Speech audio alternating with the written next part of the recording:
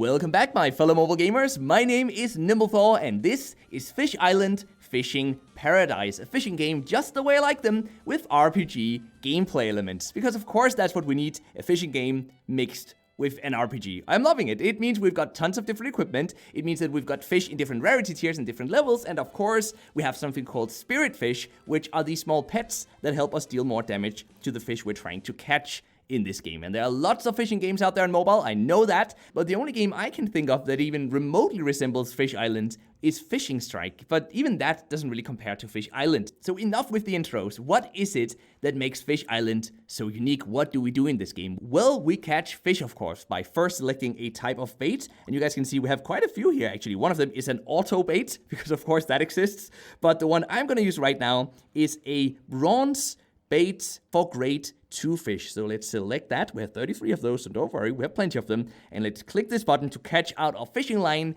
And now all we have to do is to tap at just the right time. There we go. We did a perfect hit. And now what we have to do is we have to tap at just the right time on the screen when our circle, our fishing line, hovers over one of the circles in the sea here. And whenever we do that, we deal damage to the fish that we're fighting against, because of course we're fighting against the fish. I told you guys, RPG mixed with fishing. Don't think too much about it, just enjoy it. And then when the fish's HP bar is down to 0, just like this one's is now, we catch it. And here we go, we got a Harlequin filefish, and we also got 5 gold, by the way, and we got a new item that we can potentially use once we go back and check out our equipment. But I want to go for this once more, though. There is a chance that we'll be able to catch a boss fish, and that would be so cool. This isn't a boss, it seems. It looks to be just yet another normal fish. Oh, look at these. We have to slide. Well, I guess we don't actually slide. We just hold down and then release at just the right time. But it's still kind of cool to see this game essentially turn into a mix of Guitar Hero in terms of the combat system, where you also have to tap the right time and you have to sometimes hold down and then,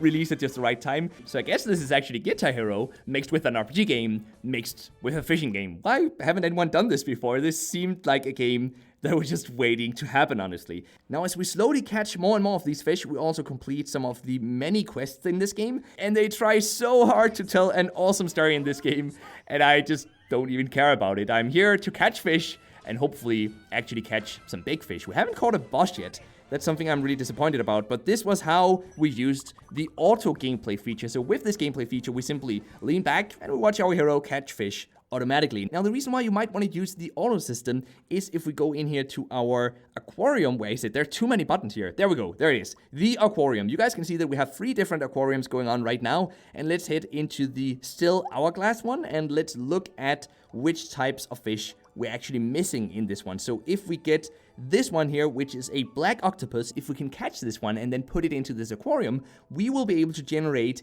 tier 3 or 3-star bait automatically. Well, we do have to pay a bit of gold for it, but it will happen automatically, and it's typically a rather expensive in-game resource, so we definitely want to catch that black octopus. Now, the best way to do that, as I said, is to simply use the auto system, because it could take many, many tries to catch that one, and it's frankly rather frustrating and rather boring. And while I don't really like auto systems, I do agree that in games that are very grindy, they are sometimes rather useful. Now let's go have a look at our inventory, because here we've got a typical RPG game set up in terms of our character on the left side, our inventory on the right side, and we have lots of these different items that can either be stronger or weaker than what we've already got equipped. Remember guys, we do damage to the fish we're trying to catch, so we constantly want to have the best equipment on us. Now, lots of these items here seem to be weaker. You guys can see that in the top right corner of the screen. They have a blue arrow down, which means they're not better than what we've got on us at the moment. So instead of equipping any of those items, we're just going to sell them for gold, and we could use that gold, for example, to buy a new aquarium. And then instead, we're going to go in here and try to enhance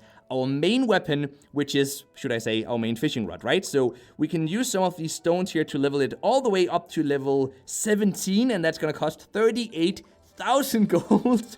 Oh man, that got really expensive very, very quickly. But look at this though, it actually did increase the damage from just 44 to 49 on each hit, and that will definitely allow us to catch some bigger fish if we're lucky. I mean, we need the big bait to catch the big fish, but if we have the bait, we also need to have a strong enough fishing rod and equipment so that we'll actually be able to deal enough damage to that fish. Now, if we go back here to the huge and very confusing main menu screen, you guys can see that there are quite a few features that we're gonna unlock later on as well, such as, for example, a beast hunt, which unlocks at level 12, which I'm just one level away from right now, by the way, and then a world boss, which unlocks at level 17. We do also have a PvP game mode, but I'm not even gonna go in and show you guys that, because frankly, it's rather boring. It's just our character fighting automatically against another character's hero being controlled by an AI. So that we're not gonna waste any time on. Instead though, we're gonna try to catch a level 3 fish here. Hopefully this will be a high level 1 because I spent the one and only level 3 bait that we've got. And look at this!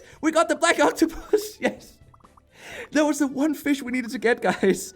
What are the chances? I don't know what the chances are, but this is definitely just the fish we were looking for. So now we can head in here. Where do we have our aquarium? This confusing menu confuses me all the time. So we can head in here now. And where do we have it? There we go. The black octopus put in aquarium. And now we can start to create 3-star fishing bait. That is so awesome. It's only gonna cost us 3,000 gold, which is very inexpensive, by the way, to get 10 of those baits. It is gonna take 4 hours though, but that's okay. This is the type of thing that you'd start before you, for example, go to bed, and then the next time when you return and you get back to the game, there will be lots of awesome rewards waiting for you. And this is one of those types of games, by the way, where there are lots of login rewards, you've got daily rewards, you've got quests rewards, and so much more. And these types of games typically keep me entertained for a few days, sometimes a few weeks, because they're just insanely addictive, but the constant rewards do tend to just become too much at some point. For me at least, that's been my experience. So do let me know if you know that feeling that I'm talking about. It happens to me in quite a few mobile games,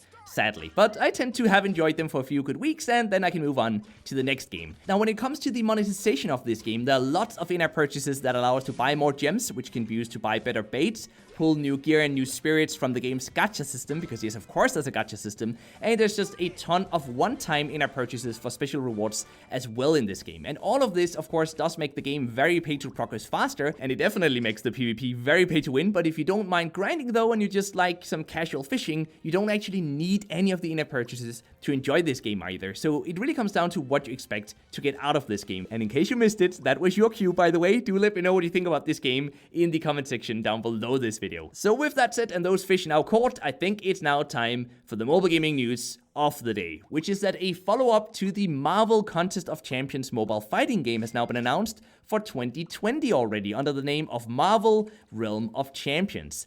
The game is once again being developed in collaboration between Kabam and Netmarble, and it's being described as a real-time RPG with PvE and PvP, but that's pretty much all we know about this game for now. There are no screenshots, no videos, and no other information apart from that little blurb of text about the game. And I really don't have high hopes for Kabam and Netmarble. I don't think they'll be able to figure out how to monetize this game in a consumer-friendly way, but of course, I will be the first to check it out, and I'll report back to you fine folk right here on YouTube once it releases, so be sure to subscribe and hit that notification bell if you want to get some of those updates, because if nothing else, at least we'll be able to do a good rant on the game, and I'll be looking very much forward to that. So with that said, thank you very much for deciding to stick around till the end of this video. I hope you enjoyed it, and until next time, just keep gaming, stay awesome, and I'll see you guys around.